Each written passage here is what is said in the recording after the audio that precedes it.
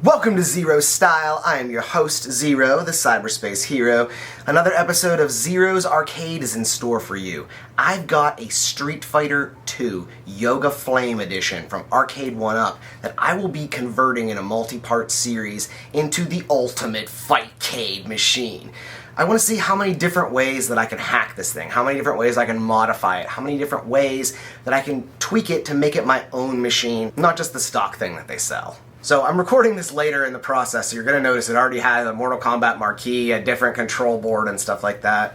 Here's the original Street Fighter deck that I took out of the machine. I actually cannibalized some of the components from this to make that work. But just like in my Killer Instinct mod video, I've installed all new hap controls, joysticks, buttons. This time I've taken it a step further since we're running it differently. I have my own kind of power switch in there. We've lit up the marquee with an aftermarket LED kit, and we're going to keep going with this project. So part of this is just like physical aesthetics for this cabinet. Part of it are going to be actual mods and changes that we're going to make to the hardware and software to make it run better, or at least better in my opinion. So down below in the description there are time codes for all the different sections of this video if you want to skip the build process and get right to the hacking or the modding. I like to try and make it easy for people to see the parts of my content that they're interested in. So check out the description for that, as well as the links for how to actually do this hack. I'm calling it a hack. It's a soft mod. We're going to do a software modification to this machine as phase 1. So why Street Fighter if I want a fantasy Mortal Kombat 2 themed arcade is a great question to start off with. Reason number 1, Yoga Flame went on sale on walmart.com and it was the cheapest cabinet that I could get. Secondly, I like the 6-button Street Fighter layout way more than Mortal Kombat's weird 6-button with the thumb X style layout. I always kind of hated it when the run button was introduced in 3. It made it even weirder. It's not, I don't know, I just don't dig it. So for this fantasy fightcade of mine, I'm going to be playing all kinds of titles. Marvel vs. Capcom, Street Fighter, Bloodstorm, Time Killers, Vampire Survivor, just, I could keep going on with the games I'm going to play on this thing. And the 6-button layout, the grid style, makes sense for more titles than just Mortal Kombat. Of course, you might be saying, Xero, I was just on walmart.com and the Mortal Kombat is the same price as Yoga Flame. Well, yeah, it went on clearance too after I got this. But there's another reason why you gotta use this cabinet instead of the MK1, and that is how it runs. This is actually an Android-based device. Yeah, if you go into the system information of this, it thinks it's a tablet. So because of that, we are able to do software modifications really easily to run other Android apps. All we gotta do is escape the little kiosk mode that we're buttoned into with the stock Street Fighter APK. This is a vlog channel, and this is going to be presented in vlog format. This is not a tutorial, though I'm going to give you lots of suggestions and very tutorial-like things in this video. I want this to be more of an inspiration, like check out how I hacked this thing. You could possibly do that too with these directions and a little bit of research on your own. Alright, enough babbling and intro of this video. Let's start by building this thing. It's time for a montage! Montage!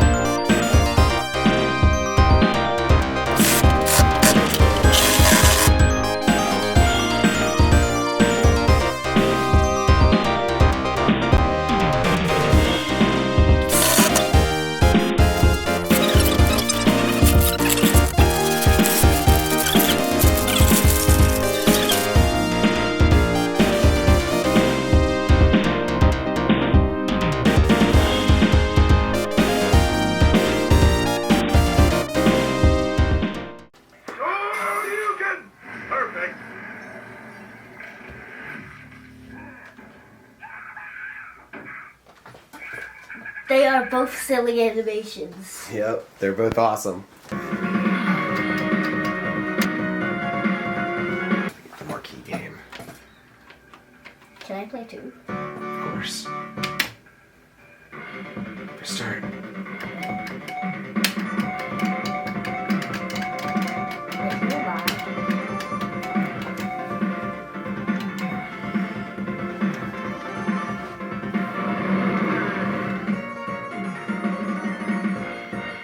Round one, fight! Oh, this looks so good.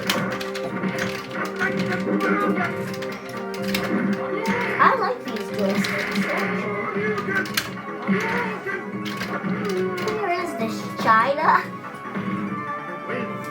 Perfect. It's the bathhouse for E-Honda. Round two, fight!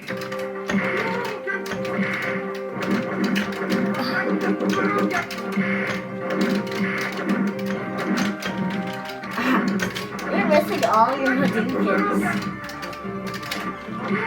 There you go. Is that better? Yeah. This is awesome. The screen looks so good. That looks creepy. So in this phase one of the video, and we're going to soft mod the cabinet. After that, we're going to get into some gameplay and how to use the tools that we've put together in a cohesive way. So hanging off the back of the cabinet, I've just got this little 4-port USB hub going on here. This is an LED arcade sign. This is a wireless mouse. This is my wired keyboard. And then this guy is plugged into an adapter that is male to female all the way into the back of the cabinet back there. Makes it much easier. I don't have to keep taking the back off every single time that I need to do something with this thing. Alright, let's wheel our keyboard over here and let's get to work. Are you ready to hack this thing? Are you ready to hack this thing? Quote unquote. Alright, here we go. We're gonna press Command N. What's that? What's that? Is that the Android system menu? Is that the settings cog?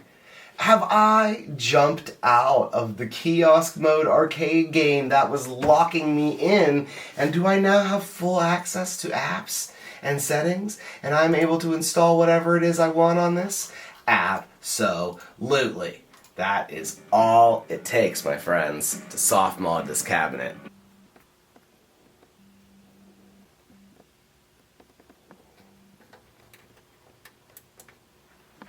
So let's hop on our SD card and install some stuff.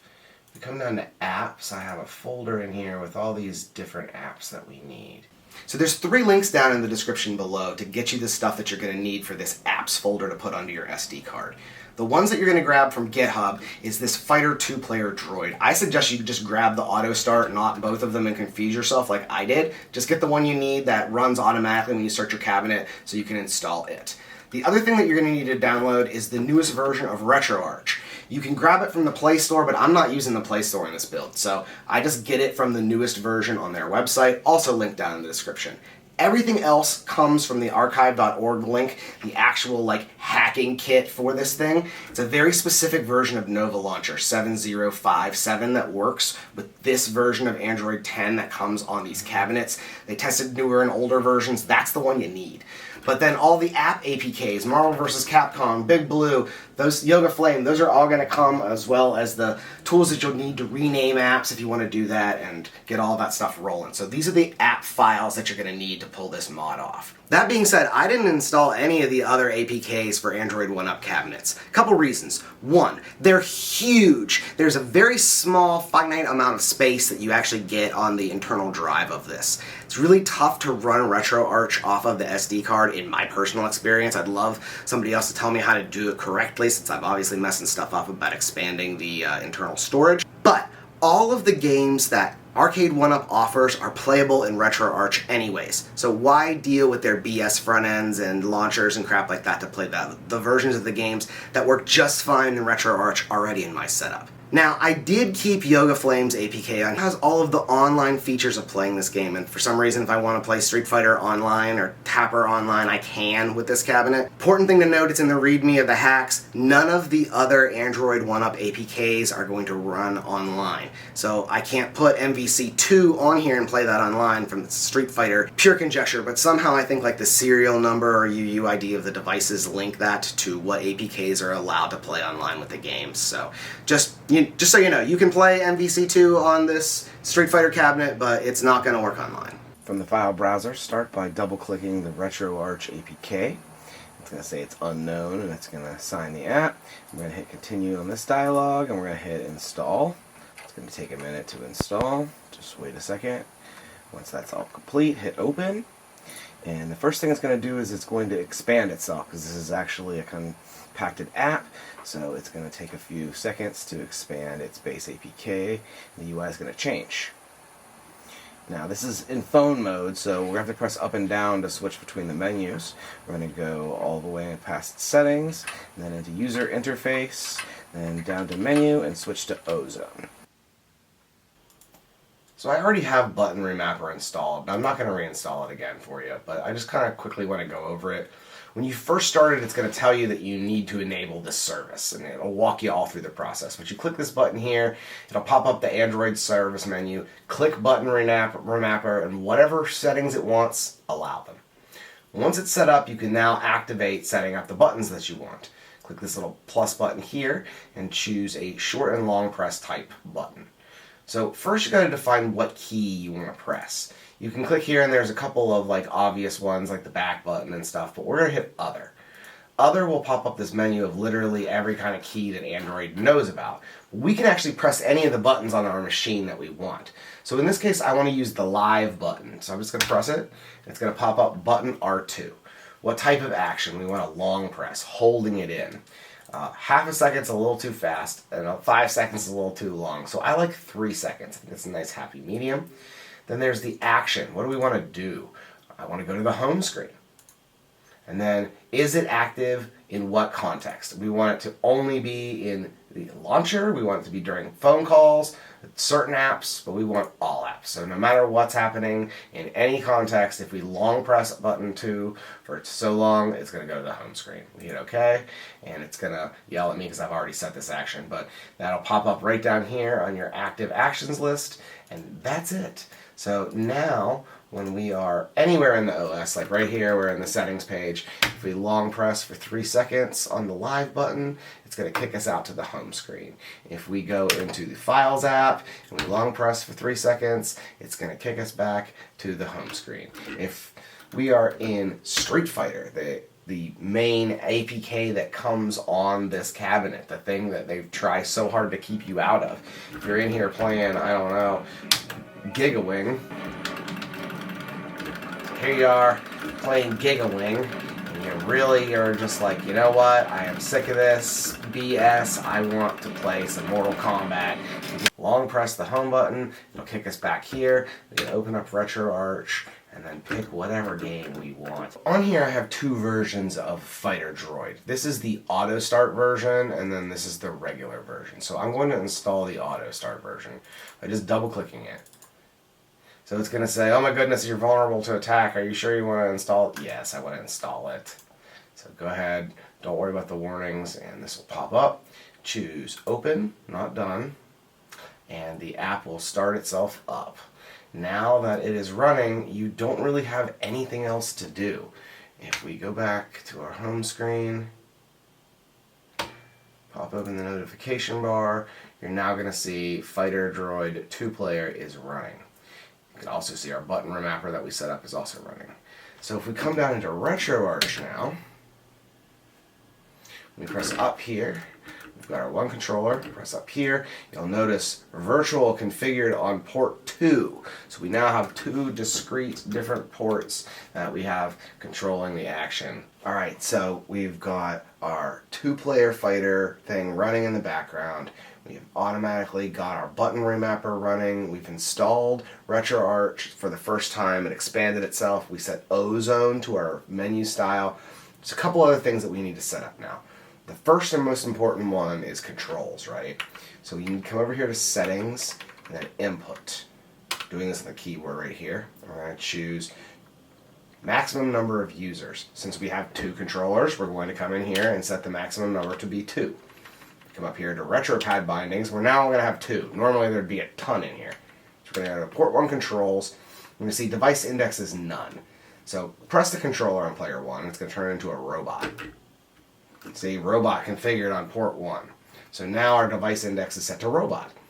So we're going to come down here and we're just going to hit set all controls. We're going to press enter and follow. Up, down, left, right, B, A, Y, X. Select and start at the same button for me, L, R. And then we don't touch anything. We aren't going to set any triggers. We're not going to do any light gun controls. And boom. Now our joystick is going to work. We are able to come in here and press the yellow button, button B to press back, and press down here, button A to press and select. So once again for player 2 we've got no device index. So touch player 2's controller and boom, virtual config on port 2 is going to pop up. It's not called robot, it's called virtual, but who cares? Come down here to set all controls again, press the button, up, down, left, right, B, A, Y, X, select, start, L, and R. Leave it alone, it'll kick you out in a couple seconds, and boom, player 2 is now controlled. But we can't do anything because the menus are not set to allow player 2. So let's go back here, and come down to menu controls. We're going to set all users control menu to on. Now, player 2 is able to do anything that player 1 is. I think that's a nice little feature, so no matter what side you are, no matter who's playing, we can control the menus. So let's come back here. We're going to go to hotkeys. Under hotkeys, there's one hotkey you want to hit, and it is to toggle on the retroarch menu. I personally like to use the live button on this cabinet, so we're just going to hit OK, press the live button here, and it's going to be set to button 105 on my cabinet. Boom, that easy. So those are the main settings that you need to get RetroArch input mapped correctly. So let's press back again. Latency is one more thing we got to talk about. Input block timeout. So when you press a button, there's a certain amount of delay that the emulator is going to have before it's going to look and pull for the next request. So in this case, we're going to set the input block timeout to something greater than 1. That'll give us the ability to press 2, 3, 6 buttons all at once if we want to, and the emulator will be able to read all of those simultaneous button presses before the input block timeout takes place. Perfect, that's just what we need. So once you got everything set up, you actually gotta install cores to play games. Cores are the actual emulators for your games. So if we come down here to Online Updater and choose Core Downloader, it's gonna fetch the newest list, and this is every single type of core that RetroArch knows how to play. I personally suggest MAME 2003 and MAME 2003 Plus. These two cores work the absolute best for me for everything.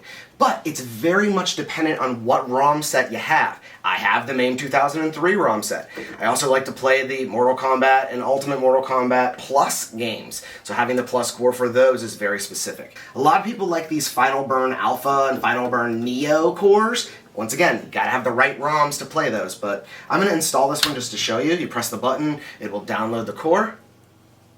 Everything will come up, and we'll get a little pound sign here. We can now click on that. It says it's the latest version. If we press down here, we can go into updates. Now, anytime you install a core, anytime cores get updated automatically, you need to do these steps down here. Update the core info files. This tells the emulator, RetroArch, how to use that core. Update the assets. There are images and metadata files and stuff like that that the cores need, so you gotta pull those. Controller profiles. These are the way that games from its metadata list automatically get mapped to RetroArch buttons. As new games get ported, as there's fixes made, you want to get those updated controller profiles. If you like to play with game cheats, you can grab them. It's up to you. Databases, super important. This is the thing that tells the emulator all about the game ROM files.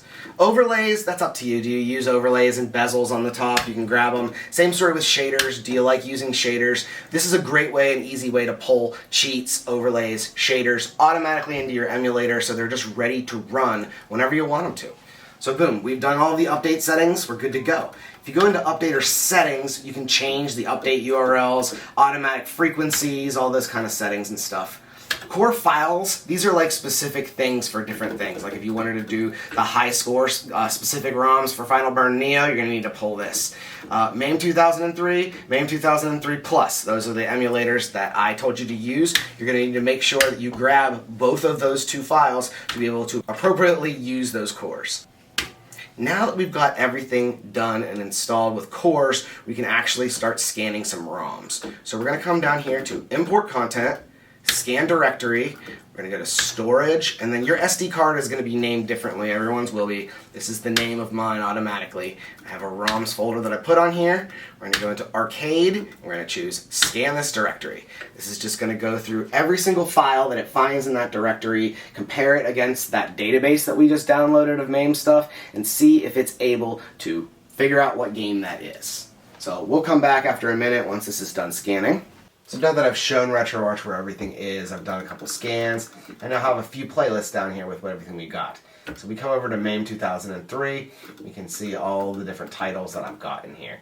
If we press the top button over here, we toggle through the different types of screenshots that we have, whether it's like box art, an actual screenshot, the title screen, however you want to view it, if you want to toggle through. But yeah, we've got multiple Mortal Kombats, classic NBA Jam, Puzzle Bobble, we got some Streets Fighter, Streets of Rage, Strider, Tapper, Tekken, King of Fighters, Tiger Road, Time Killers, you know. Over in MAME 2003 Plus, we've got some of the same titles, but some different ones. These are ones that play better on this emulator compared to the other one. So they're kind of split up more by the emulator that's running them than the actual game title itself. For here on Super Nintendo, I've just got a couple of different fight games that I want to play. Mega Drive, it's the same story, and this crazy Yu Yu Hakusho game. You gotta check this out if you like fighting games. It's wild. And then under PlayStation, I've just been testing PS1 to see how well it runs. The classic Wu-Tang Shaolin style fighting game. I mean, come on. Come on. This is a fightcade. I gotta get serious with my fighting games, right? So yeah, that's just a quick little overview of stage one of just using RetroArch as your front end for your ROMs. Once you've picked whatever it is you want to play, just hit the main OK button. Once you're in here, there's a couple different options besides just running the game. You can rename it, like literally type a different name, remove it from your playlist, add it to the favorites, change or reset your core association, and then, you know, have some info about it. But basically all you got to do is come up here and press this button again, and it's going to ask you which core do you want to run it with. The suggested core is going to be the top one that's on the list. For me, it's tied to the playlist, so I'm just going to hit MAME 2003 and then hit run. And it's going to take a second, and it's going to pop up the title. We're going to get our boot in to the ROM. Some sweet Neo Geo graphics. Coin in. And it's going to tell us how to play the game. Maybe I should have looked, but I didn't.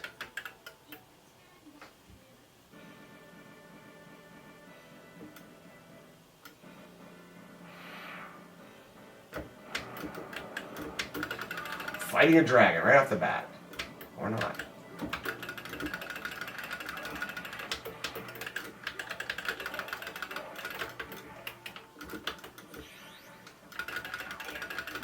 Ooh, look at me transforming into some kind of Oni badass. Then real quick, we talked about setting the menu button. If you press the live button now, this pops up the RetroArch menu. This thing is super important for jumping in and out of games. You know, this worked as a pause for me, right? The game dropped. If I just press it again, here I am back to playing this game. Press it here, we can come in and we can choose to restart it, and it will just totally reset the whole ROM. In this case, the arcade game will reboot itself from the beginning. We can hit go under controls and then manage the remap files for port 1. This will immediately pop up what the buttons are going to be automatically set for. So see how insert coin is here, button 3 is here, button 2 is there. It's going to automatically say, okay, the Y button, the left side, the button 69, the A key, that's all tied to the button 2 in this game. So if we wanted to change that, we could say, okay, I want this Y button on the left here to do something else. So instead of being button 2, press this, and you can say, I want that to be button 3. And then, boom, you've got it. Now it's important to note, you could play around with these settings, but until you come up to manage remap files and hit save, or save game remap files, it's not going to save. Game remap files are only for the specific title you're playing, while content directory remap or core remap will go for everything in that folder or everything for that core. You can also just hit reset if you totally botch up the controls and you don't want to save those settings. Yep, so that's the quick menu. You can come in here for cheats and shaders, change your latency values if things are being laggy or whatever, close content, kick you right back to the menu, and boom, you're picking something else. Let's, I don't know, let's go with some Teenage Mutant Ninja Turtles.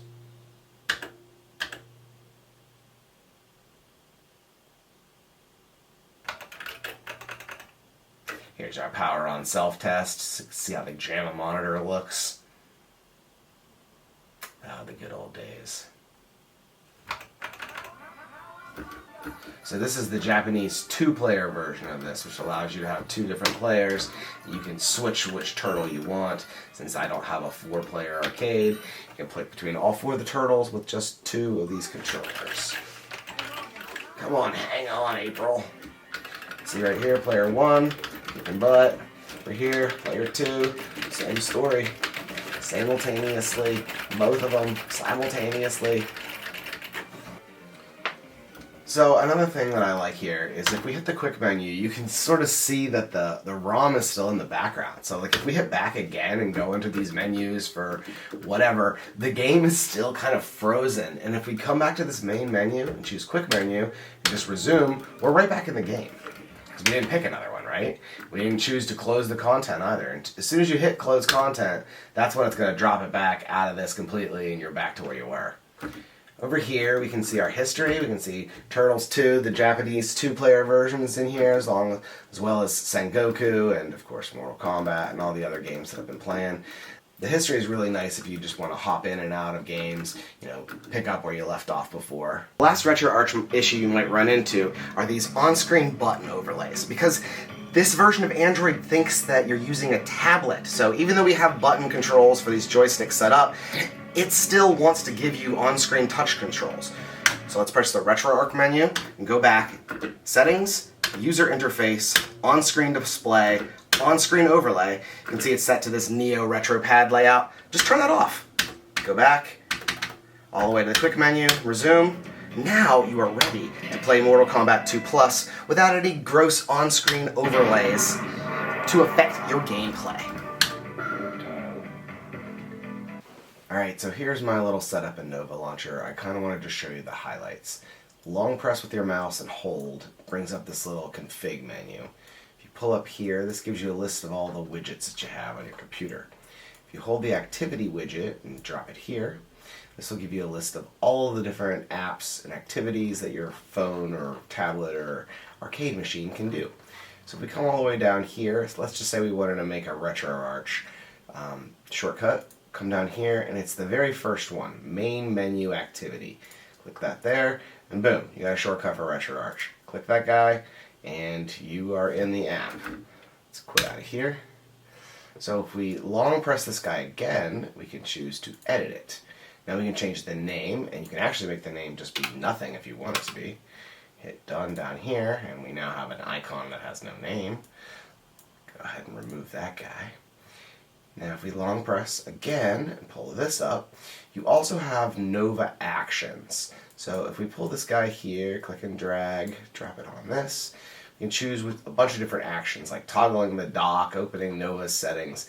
But what I like is expand notifications. So expand notifications, for instance, you click that, that's the same thing that we did to actually hack this machine, quote unquote. This gives you the ability to pull this little scroll down here. You can turn on and off your network, your themes, come into settings and do all of the settings and search and everything you need right there from this. So let's go ahead and edit this. We're going to click this little bell icon. We're going to choose from the gallery app. We're going to go to the files. And I have a folder that has a bunch of different icons on it. So I have a little settings icon here. So I'll pick that, and then it'll allow me to crop this. So I'm just going to click, pull it out as big as it will let me fit it on here, just like that, and hit done.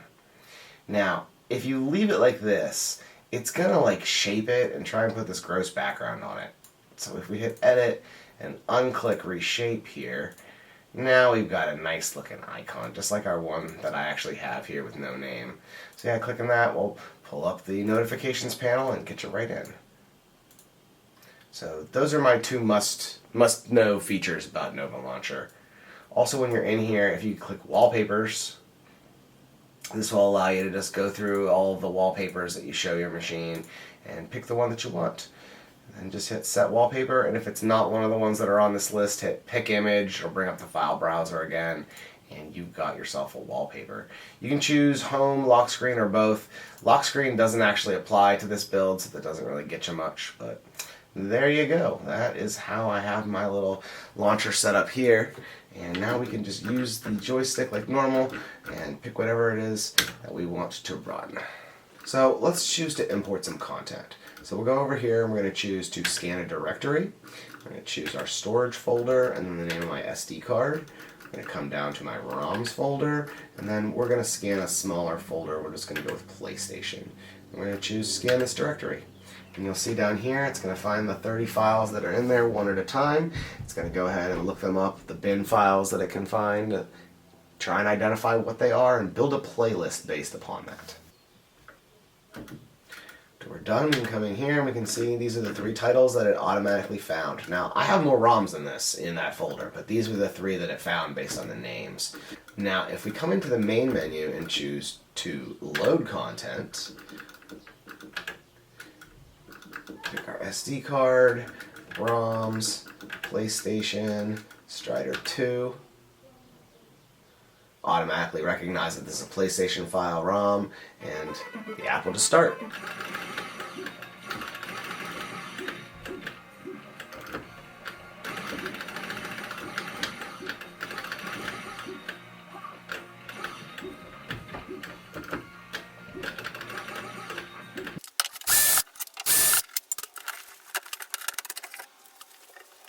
This is my really crappy DIY homemade marquee. It's just 2 pieces of plexiglass that I got cut at Lowe's. Here, it's just a vinyl print in the middle that's translucent that light can go through. I'll probably get a nicer one eventually, but this does the job for now. And it was on the cheap. Here is the speaker section behind the marquee. You can see I've just sort of installed this sticker that has a light bar in it.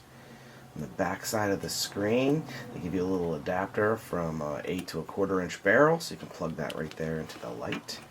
And then when the machine powers on, so does the marquee light. Perfect. Looks a little washed out on my camera. It looks a little better in real life, but not perfect. A little bleed around the edges. But that's DIY for you. Alright, next we're going to take these speaker grills off. We're going to take an old button from the original control deck, just for some extra wire. What we're going to do is we're going to strip these off here, add a little bit of solder down in here, and we're going to splice these 2 wires, something a little bit longer. And in between those longer wires will be a pentameter. This variable resistor will allow us to adjust the volume with a knob from the outside of the cabinet. One of the things that is really crappy about this model of arcade1up is that there is no way to control the volume, so we're going to have to do it ourselves here. So just a simple 3-part connection between each of those there. Make sure that the wires are nicely done. Sound test.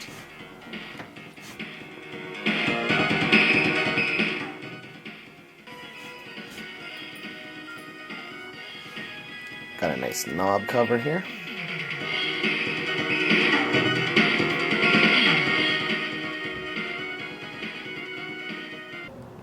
So here's the nut. I found a drill bit that just barely fits this nut. And this is the part that's going to screw onto our resistor pentameter, so we're going to drill a hole that size.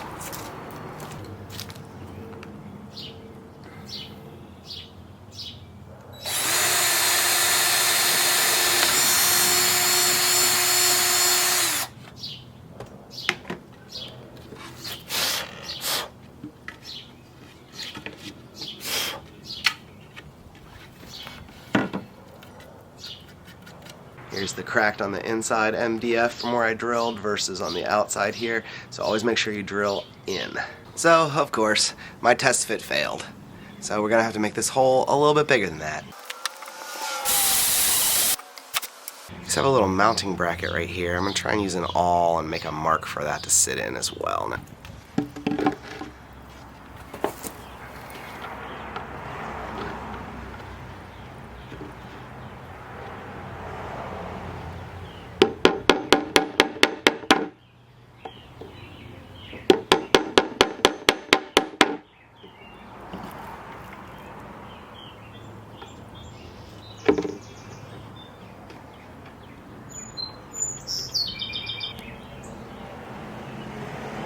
Now it's install time. Carefully, don't rip these wires out 3 times, because I definitely didn't do that. Carefully apply the wired pentameter in here. Make sure it's all the way in as tight as it can be. Don't want it to fall out. We're going to go ahead, tighten that up.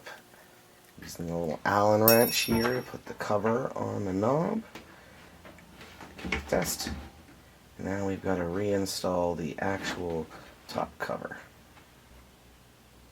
You can see a little flashlight here. Wires hanging down on the inside that no one will ever see. Next we've got to reattach the top cover.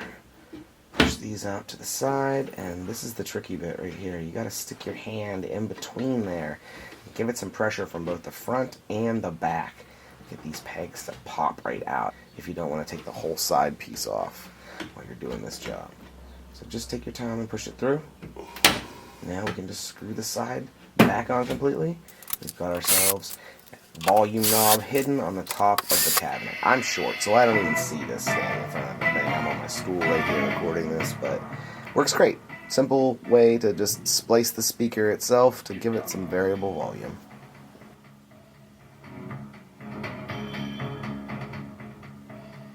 I want to go over how I built my custom control deck a little bit. So when I got this, it was just a piece of wood with holes in it. Everything else here I've put in myself. So they give you templates on the website, and I used that and moved things around to make it the way I wanted to. So step 1 was getting the 2 joysticks mounted in there correctly. Because I moved the buttons a little further away, I didn't have to cut the bases of the joysticks, so they're nice and solid this time. So I've got 2 industrial Lorenzo red joysticks here, each of these with Cherry Micro ZF switches in them, and then I installed the buttons. So red ILs were out of stock, and I originally got a set of these hat buttons. I'm not sure if you're going to be able to tell, but the profile on these buttons are not the same, and it drove me nuts. So I decided to try and get a set of these shorter IL buttons, and they just barely fit. I actually had to flip the caps upside down on them to make them tight enough, but they fit, so it's fine. So real quick, if you didn't watch my Killer Instinct video, wiring these up is really easy. You got one of these little tools, or you can just use your hands. You kind of just put it on here, and this nut can be loosened or tightened on and off. You push it through. Once it's in there, you grab one of these micro switches, you put the front leg in here like this, lean it back, pop it in. Now when you press your button, this little leg down here moves and deploys the switch. Then you're going to grab some of these xero delay encoder wires. Each one of these are going to go on one side. The way that you wire them doesn't matter, it's just consistency. Just take your quick connect and line it up like this. I always put the blue one here on this side, and then the white one goes here on the middle. The bottom one gets nothing. And all of these, you'll notice one of these doesn't have a thing on it. So you got to be consistent with blue and white wires, but it doesn't matter which one it is. Same story with when you plug them into your board down here. You need to be consistent about which way that they go on. This is the original arcade1up controller board that came with Street Fighter. I took it out of the old board over there, and I mounted it to this one using some standoffs I got on Amazon. Each one of these guys comes with 2 screws. I bought a set that has threads on the top, so it'd be a little more secure. Take your sharp screw, put it in here, screw it into the actual deck on the wood side, and then you set your board on top, and then you use the threaded screw to thread it into place. This is my mounted board right here with the feet. I don't have them all screwed in, but they're enough in there that they're giving it good support, and it works well enough. Each one of these little sets of wires here that are 2-pin are in this bundle going to a set of buttons on each side. So you'll notice there's a set right here going to these buttons, there's a set right here going to this set of buttons. The next bundle here that are spliced, these are our joystick. We'll get into splicing those joystick wires in a minute. I also want to talk here about the power switch. So I didn't have the ability to get the arcade1up's power switch to be cut into this board exactly the way, and it's kind of ugly and I didn't really like it anyhow, so I took a long time to find something that was going to be an inch wide. This guy here is one of those traditional rocker switches, just like you'd need to be a non-stop power kind of switch that you'd need for a machine like this, and it comes with these little brackets, and then once, just like an arcade button, there's a screw part here that goes on the back. So I said, yeah, the inner diameter of this is an inch, that'll be perfect, right? Well, when I got it into the board, I quickly found out it just barely makes it out to the edge. So I had to grab my hot glue gun and pour a bunch of hot glue all around the edges, but it is nice and firm in there now and is not going anywhere. Because of the multi-piece design with this, there's a cap and then there's a switch. So if the switch actually goes bad, I can just replace the switch and put it in this cap, which is nice for future-proofing. But I really hated the words rocker switch right here on the outside. And you'll notice that mine has been nicely sanded off here on the front, and the word rocker switch is no longer on the outside of mine. I think I started with 80 grit and worked my way up to 220, just one at a time, rubbing until it was nice and smooth. There was no more lettering on that. So, in my last video I said I wish I wouldn't have spent all of the time clipping the xero delay encoder wires to do the joysticks. So my plan this time was to not do that. And you know, at first I thought everything was working out until I looked here at these adapters. If I pull one out here and show you. This is the xero delay encoder wire with 2 pins. This is the joystick wire that has 4. I thought I was going to be able to stick these two side by side if I cut the little bits of plastic here off of the edges to make them fit. Yeah, no, that did not work. Not one bit. Absolutely not. So what we have to do is we need to take the old wires off the old joysticks, cut them off, and then take our new wires, put your xero delay encoder headers on there, cut them, and then splice them to these connectors here. Maybe you can rewire the connectors yourself. I don't have a crimper to do that, so we're going to splice them. Let's get into that right now. For this phase, go ahead and plug one of the wires into the board, pull it out, make sure it's neat. Got enough slack there, and then give both the board attached one and the joystick attached one a little trim. We're going to use our wire strippers right here. These are my favorite little wire strippers. You can do 2 or 3 at a time sometimes if you get it aligned right. Go ahead and strip all of your wires. And then we're going to do what is called the Western Union splice.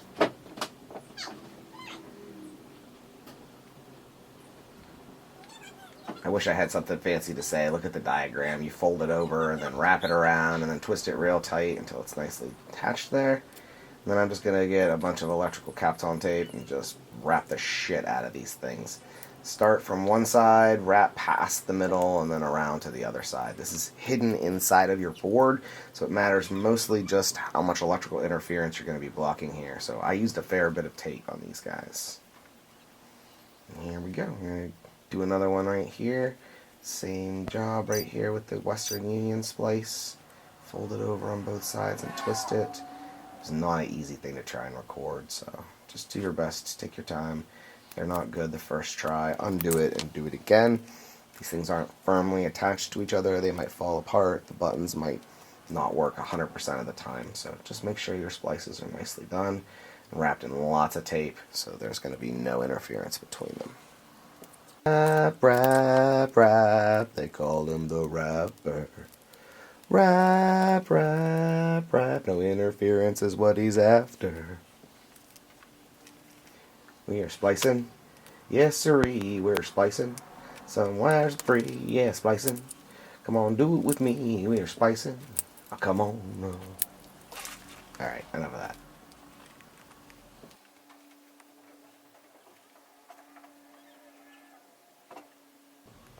Alright, so here it is. A completed wired up board. All of our lovely components. And here we can see the joysticks and each of the spliced wires have got zip tied together, and each of the buttons are kind of grouped in a diagonal fashion so they sit between each other, and just whatever spaces I could make for the other ones. So quick final thoughts on the build here. Measure twice, cut once, obviously has got to be what you need to do. You need to try fitting your parts in there, see how they fit in there together before you start screwing and gluing and tying everything down. My original plan, I was going to have the board either up here or up here, but with the length of the wires and stuff, it actually made more sense since I pushed all of the controls further back to put it here in the front of the cabinet, which you can't see where my hand is, but it's the close edge to the front is actually where the daughter board is. If I flip this thing over right underneath the MK logo here in the front. So since this is a custom board, you're going to do it your way. Make your layout be what you want it to be and the way you want it to be. Once you have all of your wires done, you got to try and do some wire management. I did my best here. I tried to separate each of the two sets of bundles into their own, giving them a little bit of slack so they're not going to get in the way of each other. You'll notice I have some of the wires tucked around each other in here just to keep them tucked out of the way so when you're playing the game, nothing's going to get messed up. All right, let's install this back into the cabinet and check it out.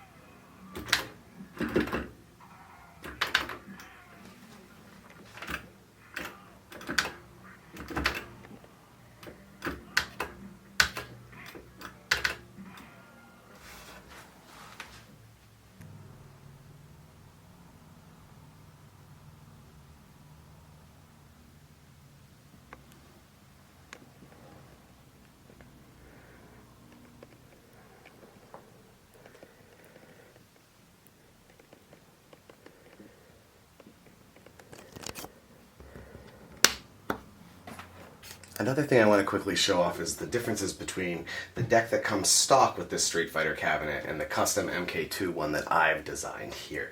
So the one that you kind of have to see from this angle is how much further down these buttons and joysticks are in comparison to my panel. I've really kind of pushed them up as much as I possibly could to give yourself some nice palm room here while you're playing. Just don't stop there. If you take a look how far apart each of these buttons are, having to make you spread to get to them, versus how tight my buttons are and how perfectly they fit. The gap here between the joystick and the buttons versus the lack of gap here between these. We've got this on-off power switch versus mine. They have a volume control here, which I've completely ditched. The player 1 and 2 start buttons, and then this live button right here, which I've repurposed on my cabinet for menu. My deck is different in a lot of ways, both aesthetically and ergonomically. Another big difference that's probably going to be tough to tell is this is the old arcade style with a lexan, like a plexi that's here on the edge, and it's got this shiny, glossy fingerprint magnet cover here. See it here in the light? I'm not sure if you're going to be able to tell, but mine has this texture to it. This rock look makes it hard to see, but it's not smooth. It's got a gritty texture to it. It doesn't leave fingerprints.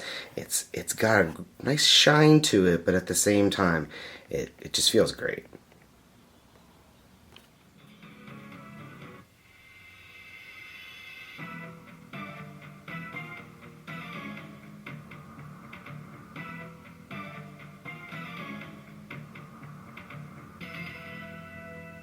Alright, just so you know, the rest of this video is just going to be playing fighting games on this machine, testing it out, showing you how it works, how it runs, and some fun gameplay of me playing fighting games. So have yourselves a wonderful day, and I'll see you in the next one. Later on.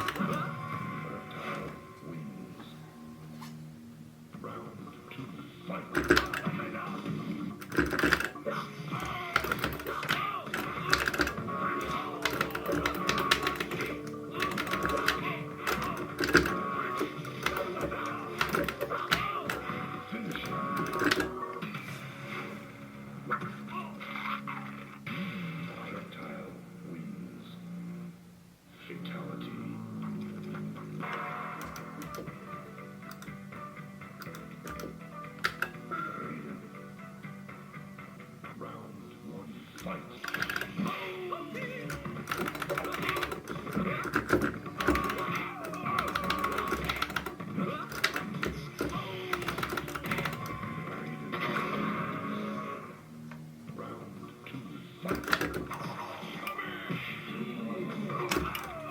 Hold block. Okay.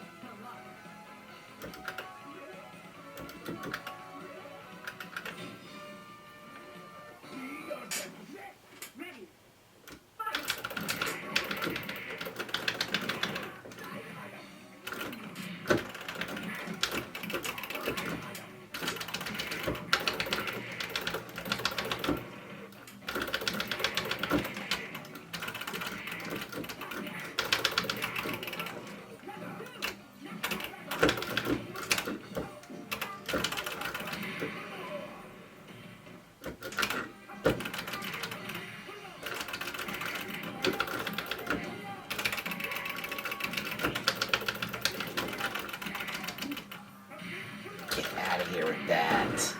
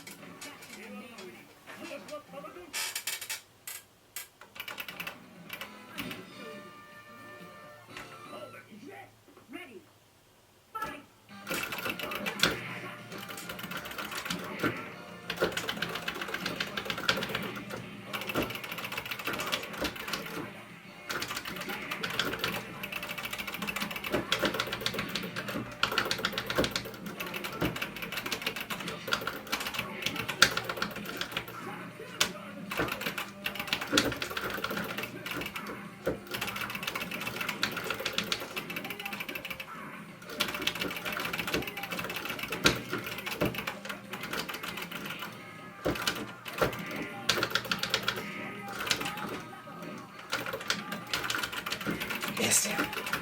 Come on, Strider.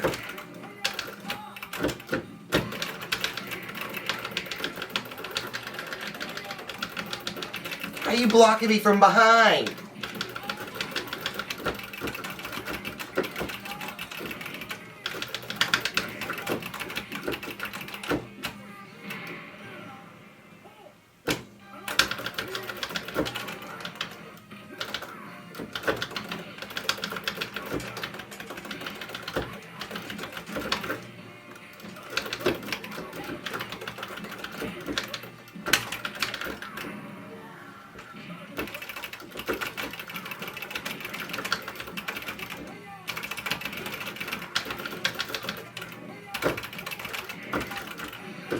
Shite.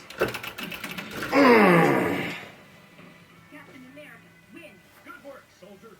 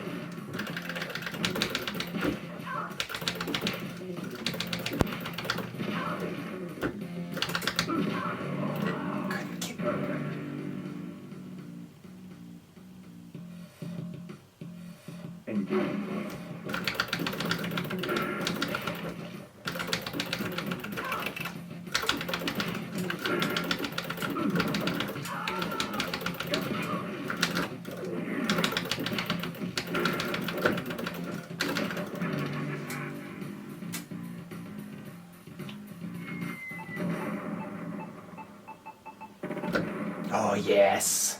Oh,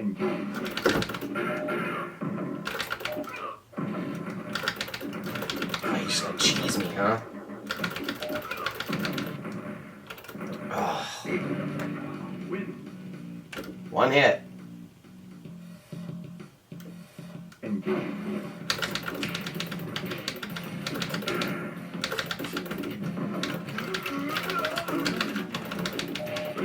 Oh, man, hidden characters are hard as fuck in this game.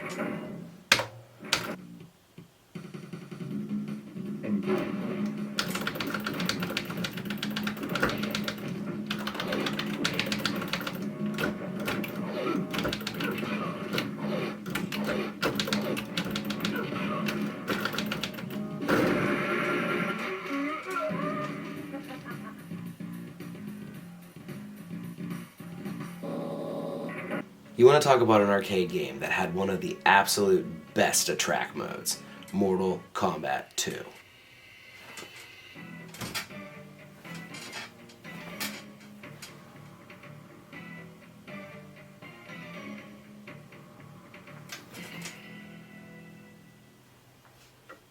Give me that lightning. Come on, Raiden.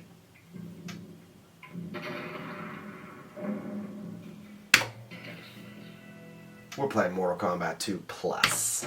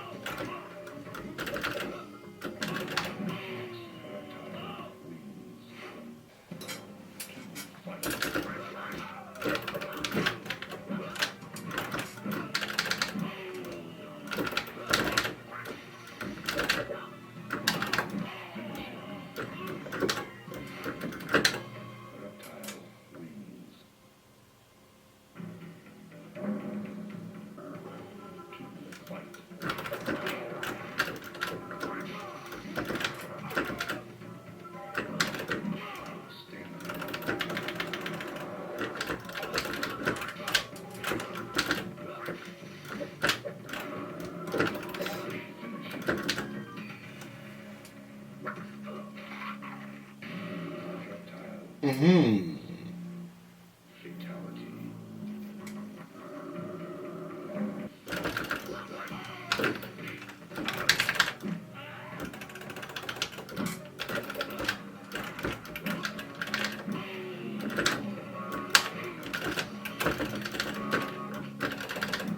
Eat a dick, Thunder God.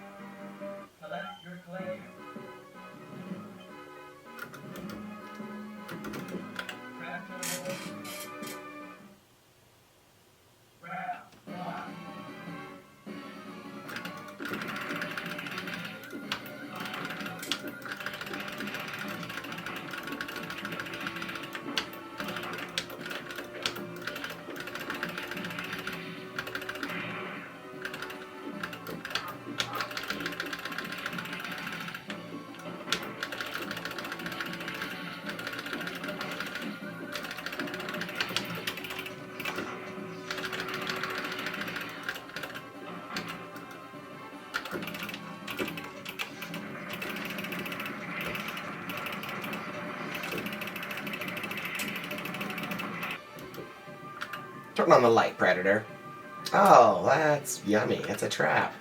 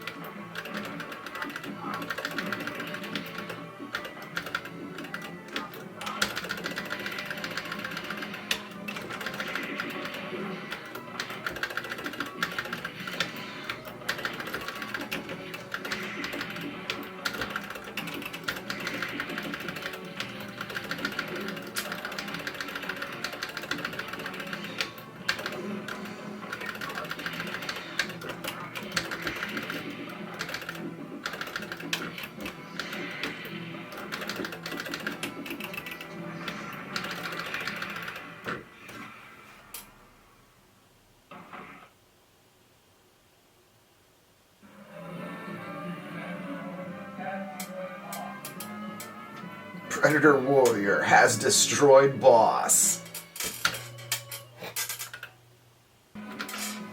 It's malfunctioned. We are moving. Thanks for that update, Predator.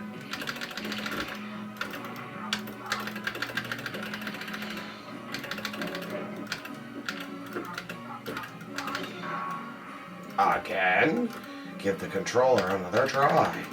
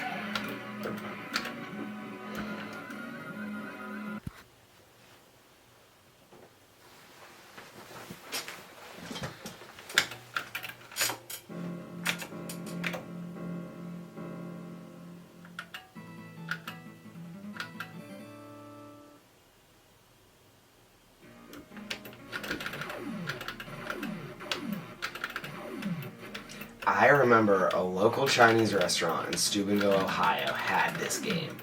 And I played this with the owner's son so often that one night he opened up the machine and set it to free play and let his son and I beat this game. It took us hours, even on free play, to actually beat this game, Tiger Road.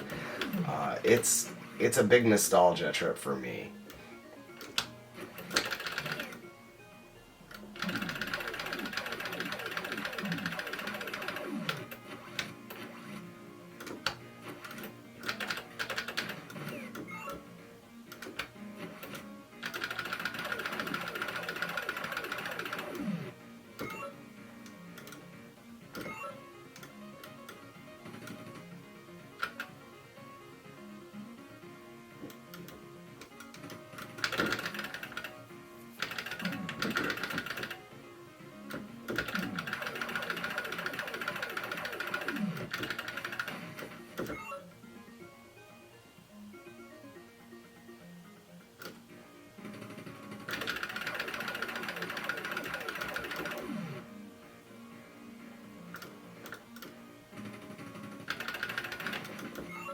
Oh, I got the wrong weapon, damn it.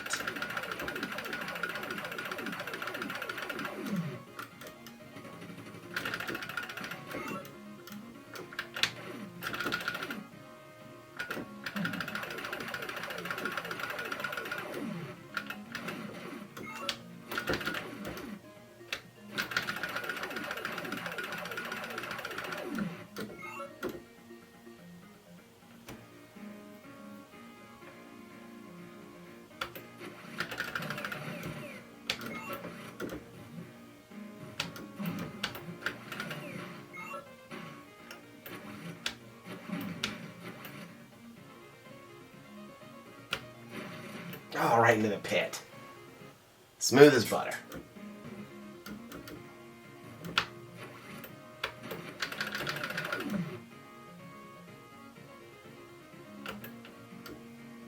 Garr!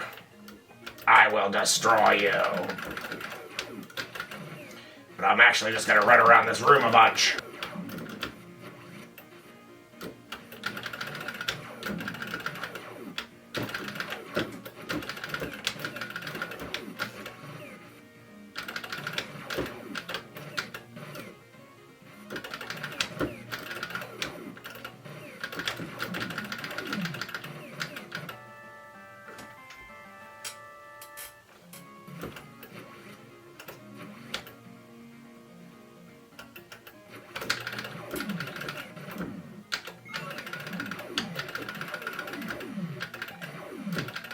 Yes, I know I'm dead.